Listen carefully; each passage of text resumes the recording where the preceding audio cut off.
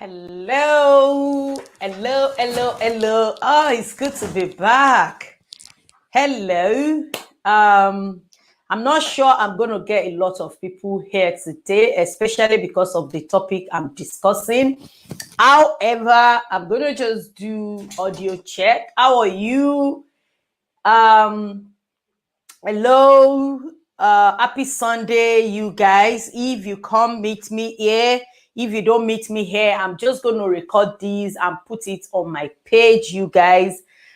So I want to quickly come here and update you about the Nigerian situation, because truth be told, that thing always keep my spirit down. Whenever I remember what happened in Nigeria last month,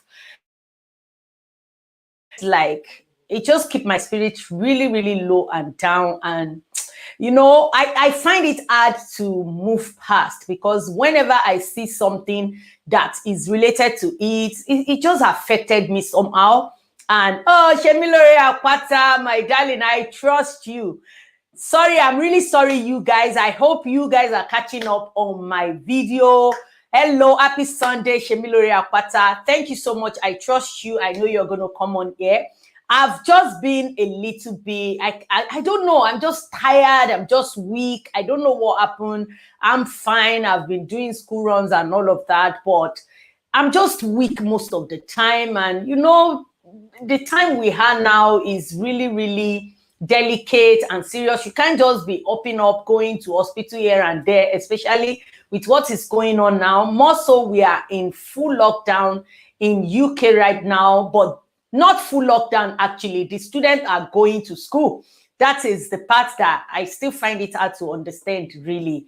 I'm not saying I don't want the kids to be in school, but when you are trying to control us, the adults, about meeting up with people, but at the same time, the kids are going to school. Is it not the same risk factor? I don't know. Anyway, that is not what I'm here to discuss. I just really quickly want to, I know most of you must have seen it, but I'm not going to take too much time on this. I just want to say happy Sunday to you guys. If you are new here, my name is Debbie Adebola Awoyemi. You are welcome to my channel. If you have been a long-time subscriber of mine, I really appreciate your support. I love you guys so much. The support is amazing, and I can't thank you enough, because for you to be interested in whatever I have to say, seriously, guys, you don't know how much I appreciate it. God bless you. And I believe God, I believe and I pray that God is going to support you as well in everything you do. So guys, I just want to quickly show the video of the Nigerian army. This is like the third story. That is why I stopped bringing you the story. It's like the story keeps changing. They say one thing today, tomorrow is another thing, tomorrow is another one, day after is another one. Like I told you, it's like who stole the meat from the cooking pot. They just keep pushing it to each other. But I think my assumption, or I won't say premonition, but I would say my assumption from the beginning is actually right. Because now the military are coming out and they are pointing finger to Jagunlabi of Lagos, governor of Lagos, Sanwoolu. After a lot of curses being rained on him, this man, he look really innocent. He looked very, very innocent, and you can hardly believe he did any of these things, even though you can tell that he is aware. But I still believe that he's not the one pulling the strings. I still believe he's their godfather anyway. So I'm going to play the video right now for you guys. I'm coming. I'm going to play the video. Sorry, you guys. Let me quickly play the video, then I'll come back and, I know you might have seen the video, but I just want to play it. Then I'll come back and tell you, like, a lot of story has been going on about this thing. Different people with different story. Olarotibi, thank you so much. Yeah, please share the video. Many people will know I'm on live. If you can share it to your WhatsApp status, to your Instagram story. Maybe I should do that as well, you guys, while I play the video for you. Let me share the screen quickly. Play these, And I'm going to relate it to what the other man has said. Attorney General of the Federation, AGF, said something last month. And also Buratai, the defense, whatever, he said something different. You know, different story, different time. Quickly share this page to you guys. The world over, it is the task of the armed forces to intervene when a situation overcomes the police and other paramilitary services. Starting from the 18th of October, were nothing but violence and lawlessness. Throughout the End SARS protests, which started in early October, the Nigerian army was not involved in the protests or did not intervene in any shape or form. It was this state of affairs which occurred by 12 p.m. on the 20th that made the governor of Mr. Sanwoolu to ask the army to intervene. And in my opinion, that was the correct thing to do, since the police had been overrun and were fighting for their life. Due to the urgency of the situation, it is no wonder the governor declared a 24-hour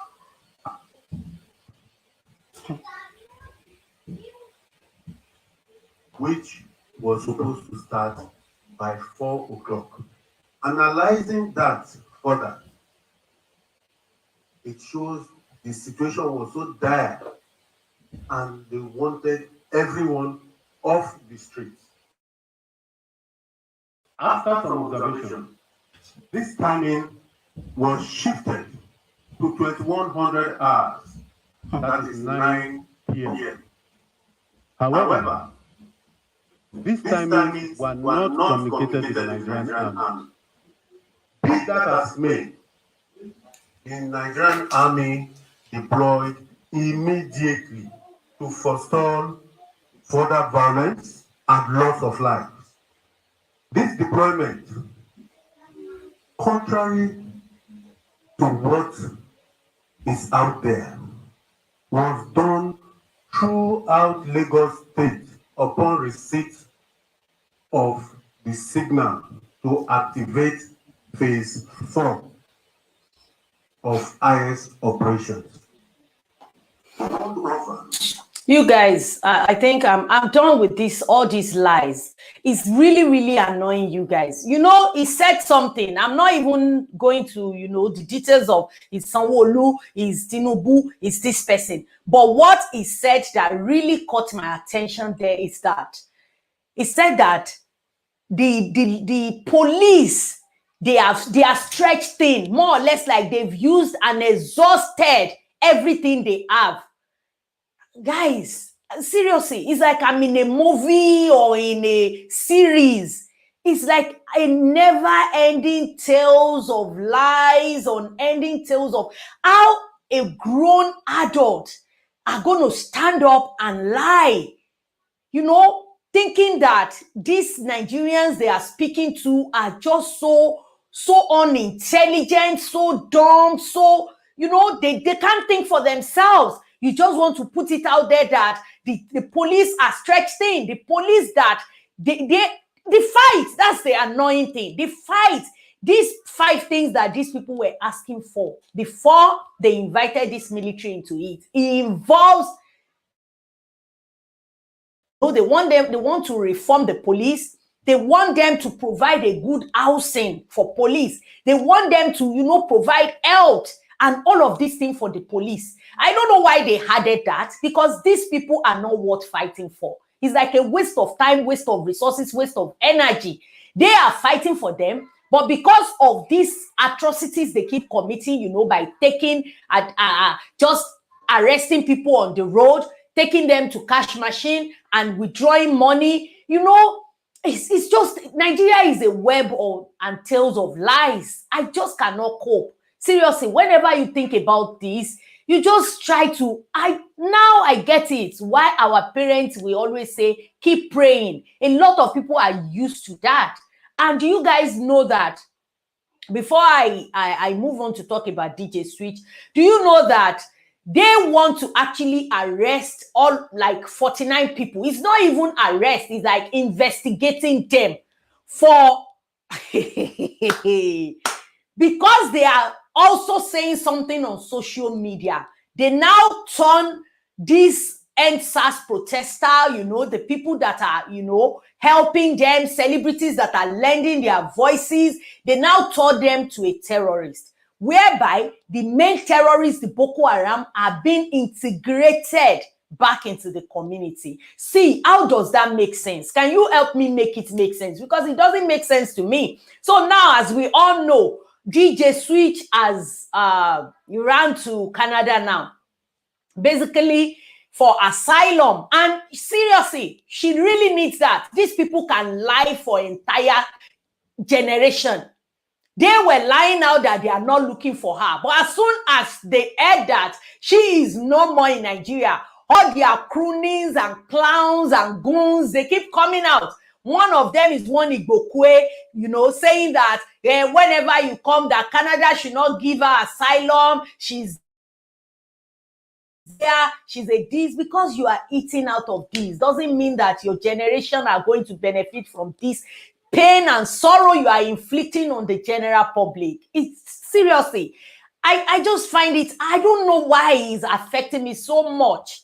It's not that I'm living in Nigeria, but I've experienced that thing. You know, when you graduate and there's no job, even the graduates that use their senses and thought about with that Mojisola Amuwo, the nonsense Bora Bora woman, talking about that a lot of them can learn, designer can learn this. Some graduates, after they graduated from university, they decided to be a farmer, doing farming. But the Fulani herdsmen will come there. You know the story of this lady, I covered it on this channel. See, there's so much going on in that country. It's as if, seriously, Nigeria is a project. You know, when you embark on a project and the project is not working, but you want to keep patching it up. Same way like all these buildings that the engineer know that the building is not going to work, but they keep trying to patch it up, thinking that, oh, because of the money I'm going to get out of it, I need to finish this project. That is how I see Nigeria. But one day it just crumble and collapse. Same way I'm seeing Nigeria. That's where Nigeria is going if care is not taken. So now DJ Switch is speaking. Let me quickly look for that video. I'll quickly play it. I think it's about 4 minutes video. Then I'll come back and tell you about few other things that has been going on. And I'm really sorry, you guys. It's more or less most time, you know, I want to come on live and talk about things, but I'm sorry, you guys.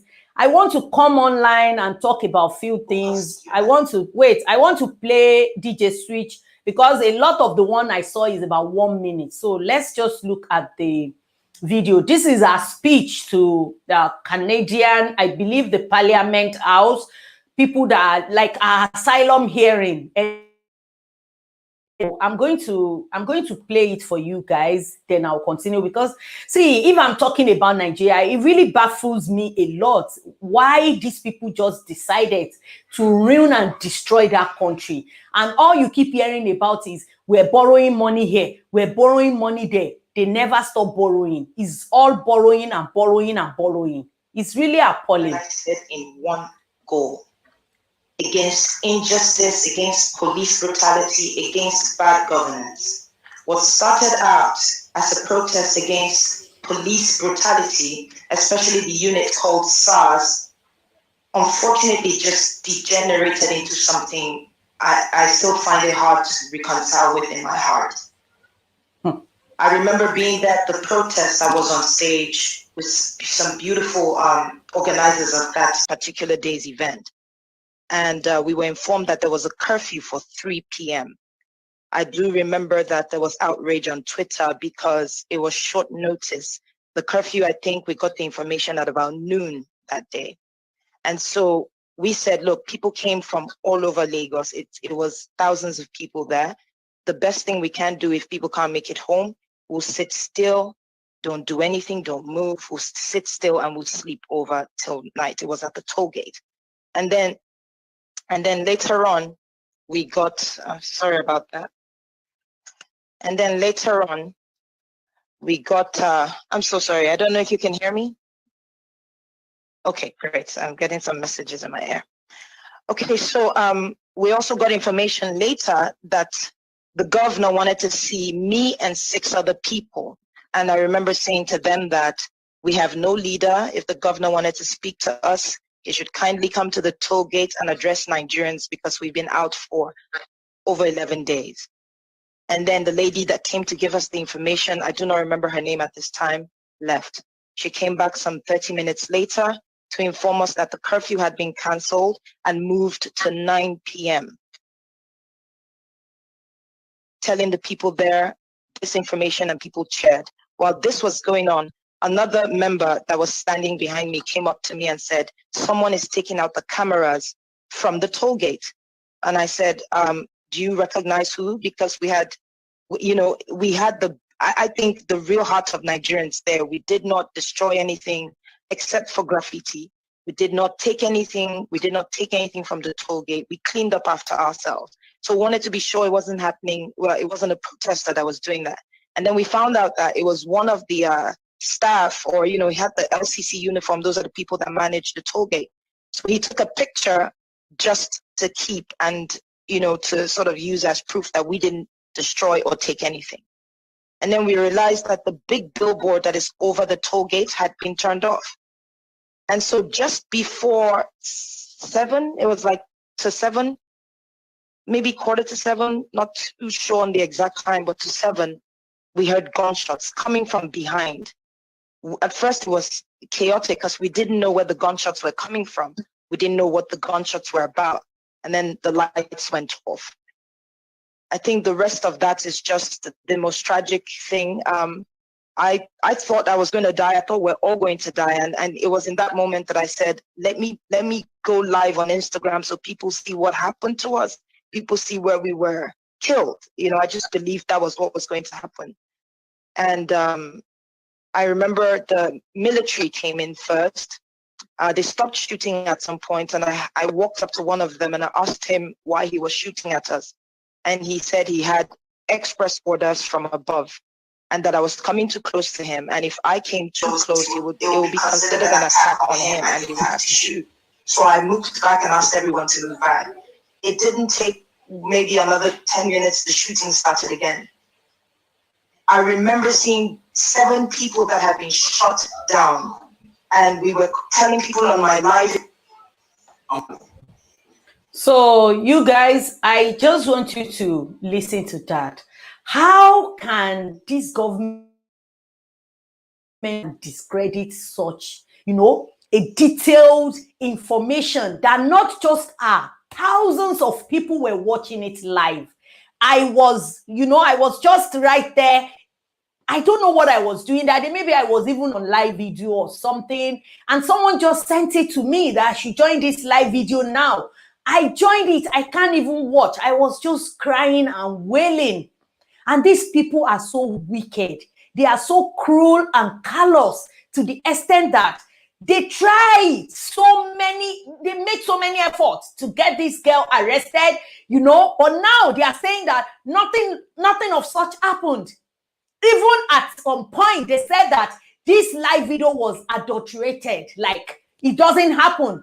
They just Photoshop it. Everything that happened that night, they said is Photoshopped. Now, who do we want to believe? Last month, I'm telling you, I said I'm going to just relate it to a few things that has been happening.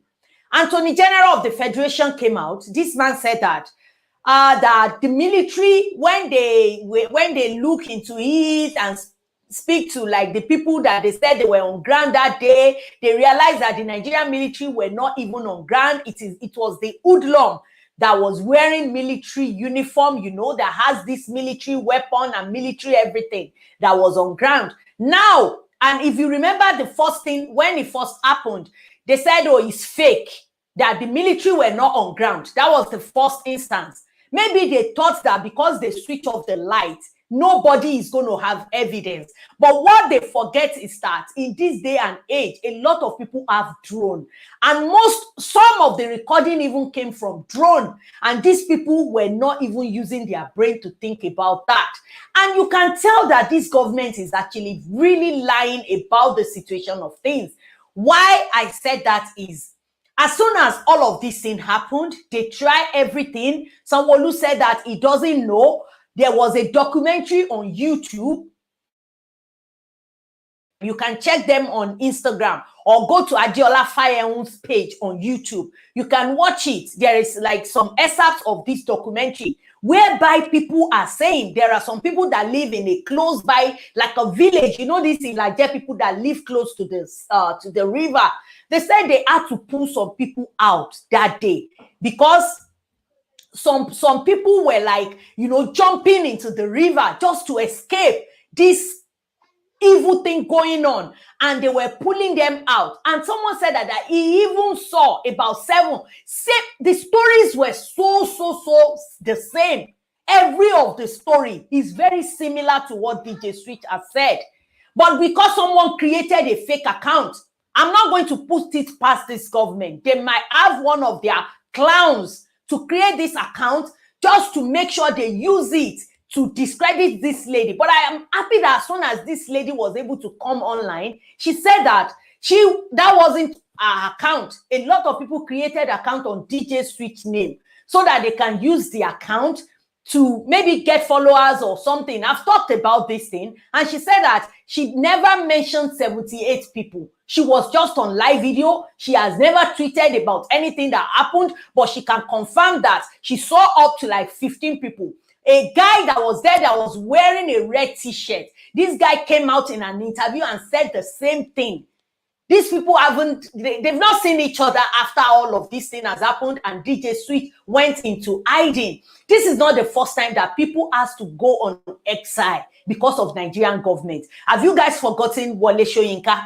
Have you forgotten Dele Momodu? There's a lot of them that have to run outside Nigeria just to hide because of the Nigerian government.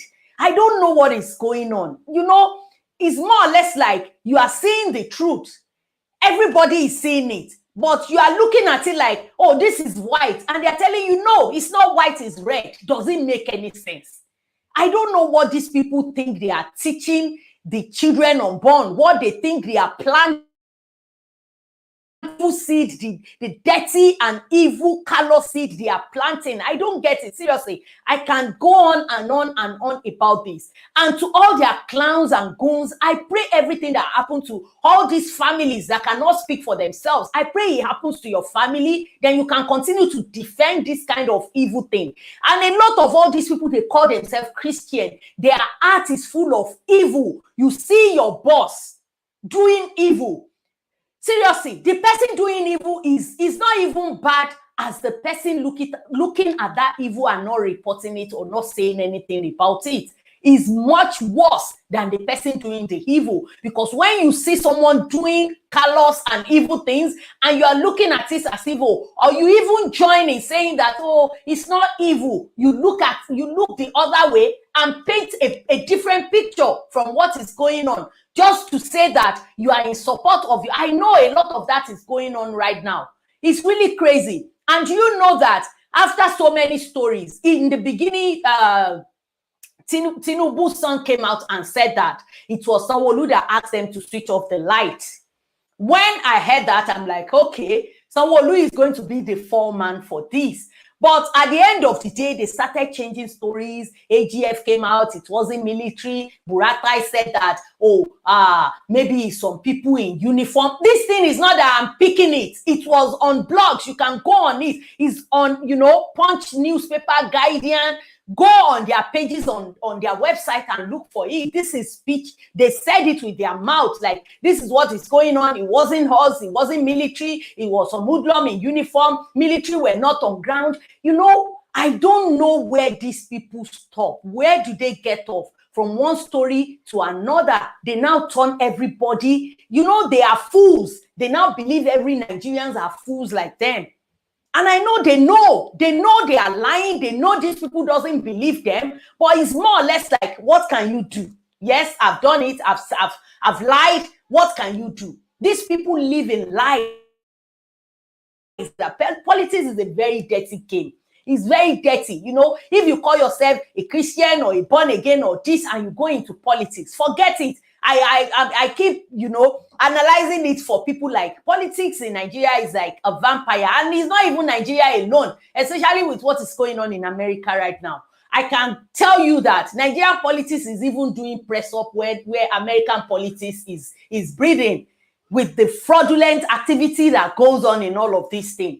The other party, the left or whatever they call each other, can say that it's not going on. It is. See, everything is just worse all over the world. It's just really bad. I can't really tell you. I think that really even affected my spirit to really come out and, you know, looking at what is going on. And the only solution this government can come up to is social media regulation. There is already a cybercrime bill. There is a cybercrime bill, but they still want to do social media regulation, and they are pushing for it so much to the extent that Buhari had to invite all the leaders. They call them leaders of the Southwest. I'm not sure the leader of the Southeast was invited, and I'm talking about the Obas, because Oni of Ife, all of these people, Oni of Ife that I know, Ashiwa Okwade, Shijuade. When one prime minister or so asked him to come, he said never. He's not going to cross the river to come to Lagos and meet him. He has to come to Ife to see him. But this Oni of Ife likes to go everywhere. That's why there are people who are saying that Tinubu disrespected. Someone even want me to make a video about that. I don't care. Anybody that wants to disrespect him can disrespect him. All of these leaders, I don't get it. That is why I look at a lot of people agitating for Odua, whatever it is they are agitating for. It's really sad. A lot of all these leaders are not going to support them. Alaafin for you will not support them. All of these people went to Abuja. By the time they said they are having meeting with police commissioner and all of that, what did we hear? The Southwest leaders has signed and accepted social media regulation bill. But kudos to Seyi Makinde. This is what the man said. Immediately he came out. He said that he's not in support of it, or they should just count him out. And he made it known that there is a cybercrime bill already. What is this social media bill? And I know why they want it. You know, social media was used to expose them. Social media was used to get them into trouble with the International Criminal Court. So they don't want it. They want it gone. They want to stifle you with so much law so that you don't even have anything to tackle them with. Because if there is no video of this lady and she's not even alive to tell the story, it's different story we'll be hearing about this DJ Switch. I'm just happy and thank God for her life. That's why I said that it's a lot to unpack, but I just want to, you know, put everything in context for you guys and see that I don't know, you can continue to pray, but I'm not sure the prayer of Nigeria since independence has ever worked. We did hold a meeting, but our agreement at that meeting was that we already have an existing cybercrime act. That is a cybercrime prohibition prevention act of 2015. So there's no need for any further publicity in terms of a specific social media bill. So should anyone choose to sponsor such, I should categorically be counted out. So that is what this man has to say. That's Governor of Oyo State, Seyi Makinde. He said that if anyone wants to bring in this social media bill, that they should count him out because he knows that there is already a cyber. That's the thing. A lot. Some people were saying that it's important to regulate social media. No, there is a cyber crime bill already, which covers social media, cyber bullying, all of that. But social media bill is entirely different and is more or less to stifle you guys. Did you know that it happened when Instagram started pulling down video that says Lekki massacre or whatever that has to do with Lekki or NSAS?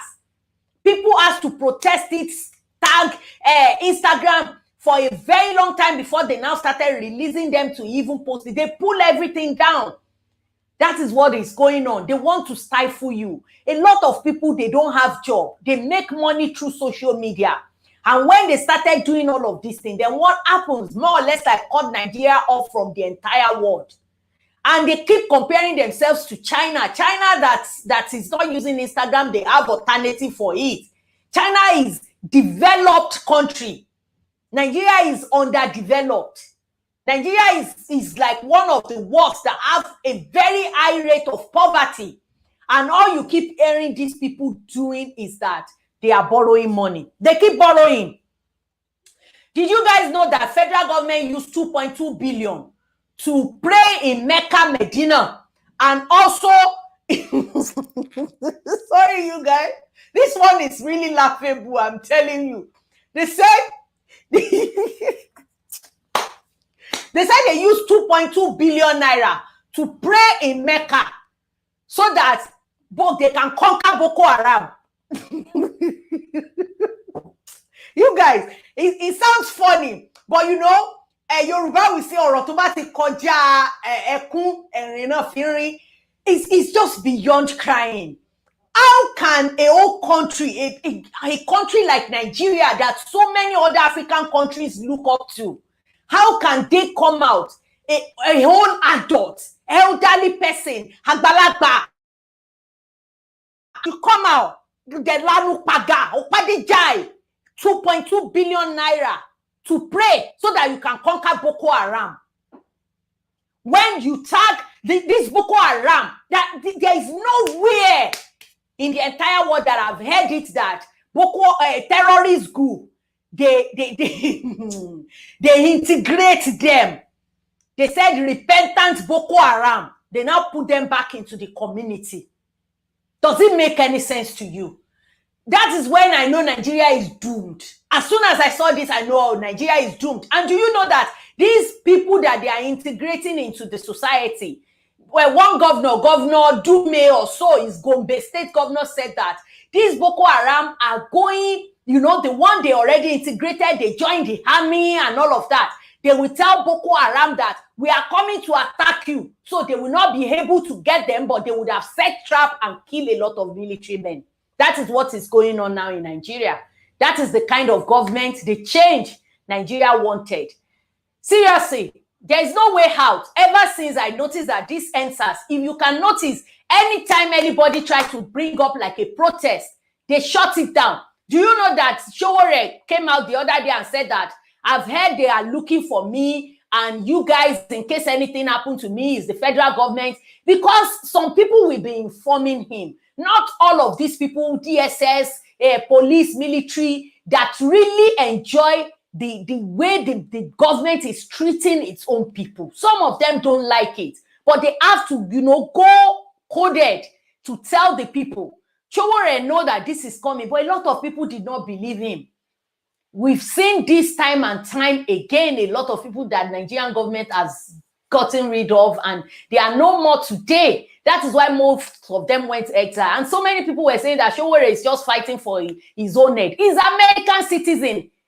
I don't know why he's still staying anyway, but someone said that because the federal government said he can't travel. Because I just want him to go back to his America and enjoy his life.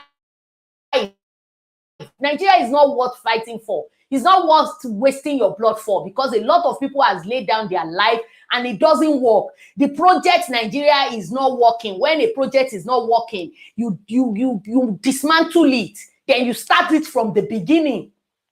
That is all I have to say, you guys. I'm going to quickly go through the comment because, see, for me, whenever I'm seeing anything Nigeria, it breaks my heart. It makes me really sad. Let me quickly read the comment. Shemilori Akpata said, Nigeria is a shame. Real shame. I'm telling you, Shemilori Akpata, is really shame. And it's very sad. A lot of things that is going on.